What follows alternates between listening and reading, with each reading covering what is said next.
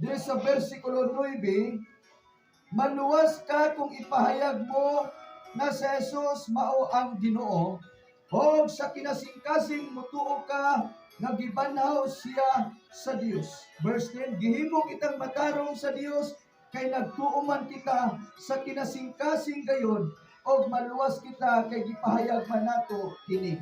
Ang kasulatan nag-ingon, ang nagtuo kaniya dili gayon maulawan. Wow.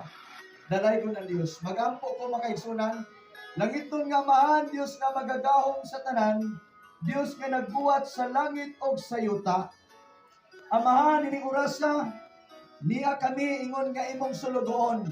Among gipasundayag niini nga purok, niini nga barangay sa Akmak, niini nga mapanimalay karon. Ang imong pulong alang kanila. Nasayod kami amahan ng imong pulong alang sa tanan. Nagampo ko Ginong Dios ng imong pulong karon. Matanong kini sa usa ka maayong yuta Ginoo nga mao ilang kasing-kasing. Kasing-kasing Lord nga tabuno o ang imong pulong Ginong Dios mamunga og pagkamatarong.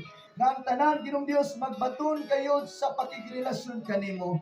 Makaila kanimo og labaw sa tanan. Lord, moabot karon sila kasing-kasing ang espiritu sa paghinursol, ang pakiga, Lord God, dangog kanimo, pag-surrender kanimo, o karong oras sa amahan, tuguting ang imong Santo Espiritu, mo bisita ani nga dapit, magapanggahom ini nga dapit, magministeryo ani nga dapit, o ang tanan nga stronghold ini nga dapit, karong oras sa langiton nga amahan, amo kining badlungon sa gamhanang ngalan ni Kristo, ang tanan nga mga demonic stronghold, ang tanang witchcraft nini nga dapit, ang tanang klase sa balatian nini nga dapit, among gibadlong by the power of the Holy Ghost. Amen. Among gidestroy in the name of Jesus. Ang tanang tunglo nini nga dapit, Lord, among gidestroy in the name of Jesus. Lord, nagampo ako nga ang kalinaw maghari nini nga dapit, ang gugma maghari nini nga dapit, ang ilang panimalay dunay kalinaw, dunay panaghigugmaay, dunay panagsayloay sa ilang panimalay.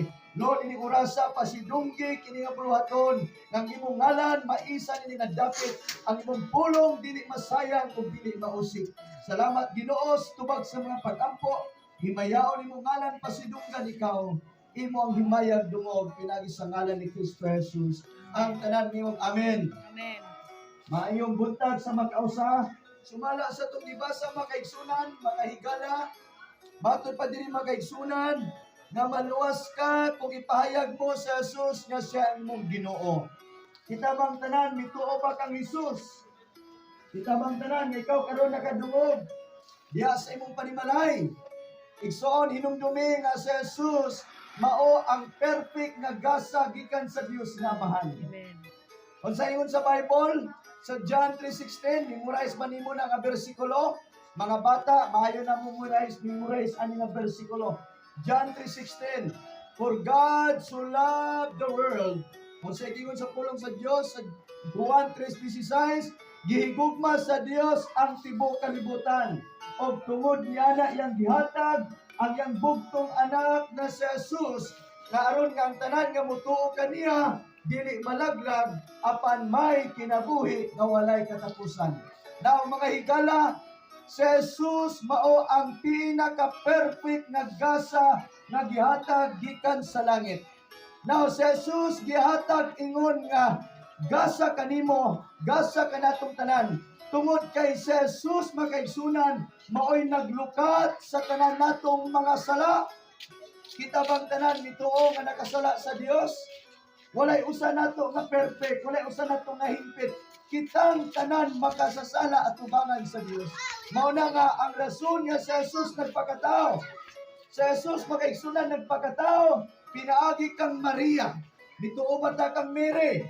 Di ba si Mary dito gipanangkon sa Jesus matod pa sa Luke chapter 2 nga si Maria makaigsunan nanangkon siya pinaagi sa gahom sa Santo Espiritu. Sa ito pa makaigsunan si Mary gigamit nga instrumento sa Dios aron nga matao sa Jesus. Ang kanindot ng makaigsunan kay si Jesus makaigsunan dili bunga tungod ni Joseph o ni Mary nga dunay countercourse between man and woman. Apan ang Bible nagsulti nga si Maria nanangkon siya tungod sa gahom sa Santo Espiritu. Muna nga sultihan ko ikaw, si Jesus lang ang perfect. Si Jesus lang ang walay sala. Tungod kay natao si Jesus tungod sa gahom sa Santo Espiritu. Busa karong orasa, buot sa Dios nga masabtan nimo karon. Nganong si Jesus nagpakatao? Nganong si Jesus makaigsunan miabot man dili ibabaw sa kalibutan sa yuta? Siya ang pinaka-perfect nga gasang nga gikan sa Dios. Mao toy unan niyang pag-ani, ang yang first coming. Ang first coming ni Jesus makaigsunan, mao tong siya nagpakamatay ibabaw sa Kalbaryo sa cross. Mituo bata nga si Jesus namatay sa cross makaigsunan. Busa niya kami aron sa pagpahinumdum kanimo, pag-remind kanimo nga katong kamatayon ni Jesus sa cross makaigsunan, dili to basta-basta. Mao to'y lukat sa imong sala. Kay kung wala si Kristo namatay makaigsunan, walay kaluwasan ang tibok kalibutan. Kitang tanan kandidato ngadto sa pagkahinukman, ngadto sa linaw nga kalayo. Mao na nga mo ni gitawag karon og good news. Ang good news karon or kinitawag maayong balita, dili reliyon. Dili balita sa TV Patrol, dili balita sa GMA.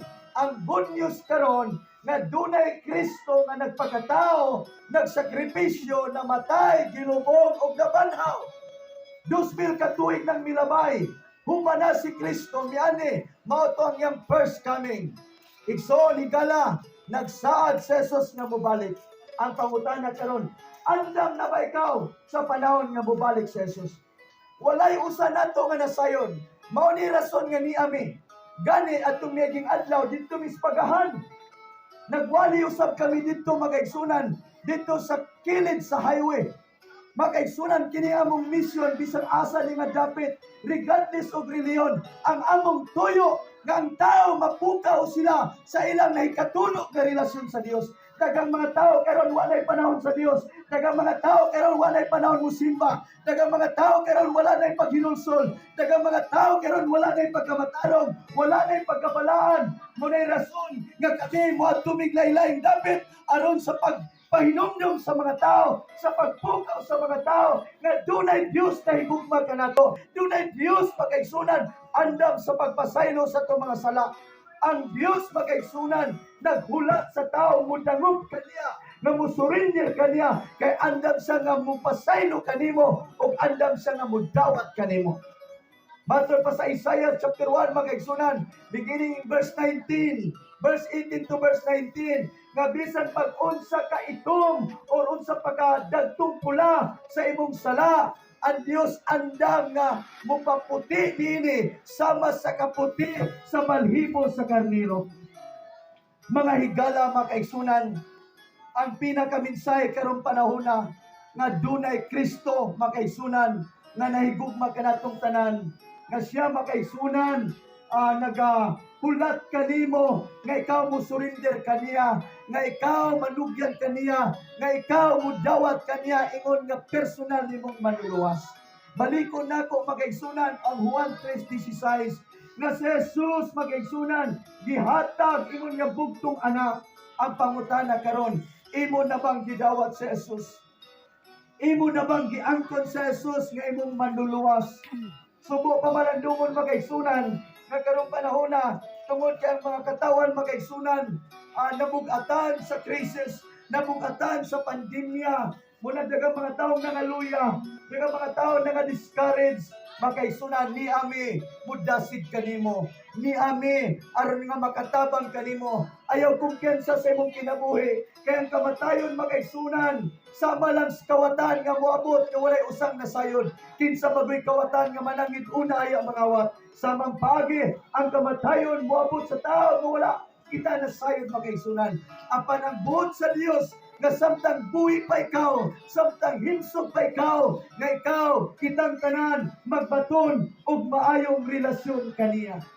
Nga kitang tanan magasurrender kaniya, kitang tanan magaigsunan, dunay kasayuran sa iyang pulong. Delikado atong kinabuhi magaigsunan kung kita magaigsunan, ignorante pa hangtod karon siyang pulong. Nga wa ta nasayod unsay ang kabubuton. Gani, matod pagaganina sa itong MC, yang gikot ang bersikulo sa Matthew 4, versikulo 4, ng tao dili mabuhi sa tinapay lang, apan pinaagi sa pulong usab nga nagagikan sa baba sa Dios. Igsoon hinumdumi nga kining tanan nga makita nimo sa kalibutan, gibuhat kini sa Dios pinagi siyang pulong. Ang langit yang gibuhat pinagi lang sa pulong. Pag-ingon sa Ginoo nga dunay langit mitungha ang langit, dunay yuta mitungha ang yuta. Apan hinumdumi nga ang tao gibuhat sa Dios pinagi sa iyang paghulma kanimo. Dili lang sa pulong, apan gihulma ka sa Dios ug ang imong panagway liwat sa Dios.